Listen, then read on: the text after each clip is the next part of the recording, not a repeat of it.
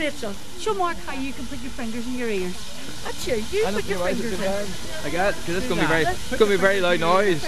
Very loud noise. 3, 2, 1. 3,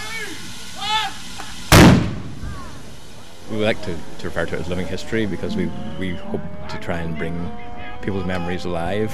We're transforming you back to the 6th of June 1944. That's to reenact history, to educate those that have an interest in learning about it. They usually end up sitting and listening, quite often thinking that they're listening to a CD until they realise we're actually singing. They can come and look and they can touch and they can feel the costumes and the weapons, and they can get to see the battles, and they get to meet people who can tell them about rationing and what life was like during the 1940s. But in reality, it's September the 16th, 2007, and the Allied and Axis armies of the Wartime Living History Association have set up camp at the Downpatrick and County Down Railway.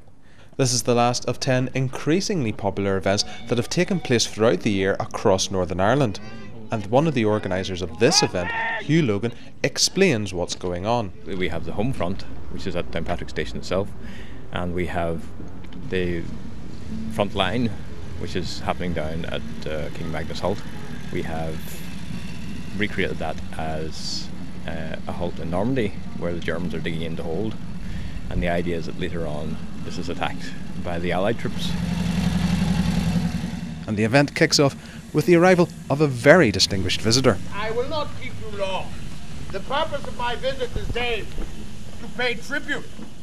So I'm now talking to Winston Churchill, the Prime Minister. Honoured to have you here, Mr. Churchill. My pleasure to be here. Pleasure to be here. And despite the weather, an absolute pleasure back to be in Ulster. If we can step out of World War II mode a minute and talk, Robert Forshaw, you're dressed as Winston Churchill.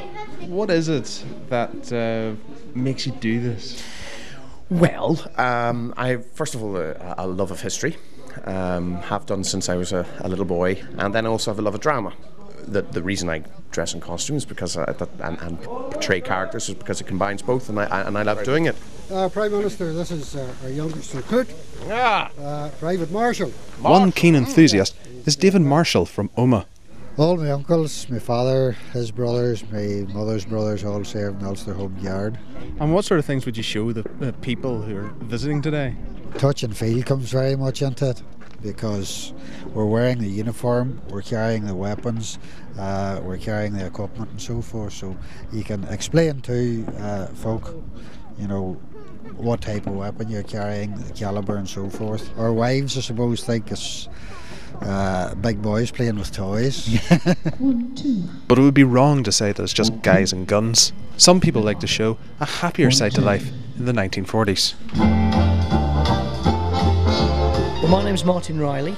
Yeah, I'm Andy White, and I'm from Lincolnshire in England. And I'm Julie Hilditch from Bishop Auckland in County Durham.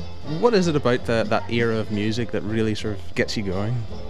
Oh, it's just the style of it and the swing. And Well, I like the Glenn Miller songs, so when things like At Last or Don't Sit Under the Apple Tree. But even down to the microphones and everything like that? Yes, all the equipment was bought as a birthday present for myself, and my husband basically said have a go and entertain the troops, you know, at reenactments just for us. So that's how it started off, just as a hobby and for a bit of fun. Do you find that there is sort of a modern audience for the type of swing music?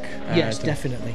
Give up those lips of yours to anyone else but me, anyone else but me. And the thing that the reenactors have all been waiting for is when the different camps face each other in a realistic battle with lots of pyrotechnics, but to get to the battle site we need to hop on the train. Arrêtez-vous! Restez là! Arrêtez-vous! Restez là! We were expecting the Luftwaffe, but we got shot down before they could get here. It was an excellent day. It was very good weather too, so that brought more people out, but we really enjoyed it. Oh, I wasn't expecting that at all. Really brilliant, so it was. It was fantastic, and it was very, very good. They put a real good show on there, so they did. So are these events just indulging passions, or do they have a future in teaching history to the next generation? I think it's a fabulous way of bringing to life something that maybe in past ways was kept behind glass cabinets. The interesting thing about living history is that veterans and people who were there are almost 100% supportive. They say this is fantastic. You know, people would have forgotten about all this if it wasn't for you walking around in uniform, showing people the guns that were used, and how things were, how life was like back then. The public, they can come and see the reenactors from both an American point of view, a British point of view, and also, of course, the German perspective as well, which is a fascinating addition to an event like this. Is not often portrayed. German military.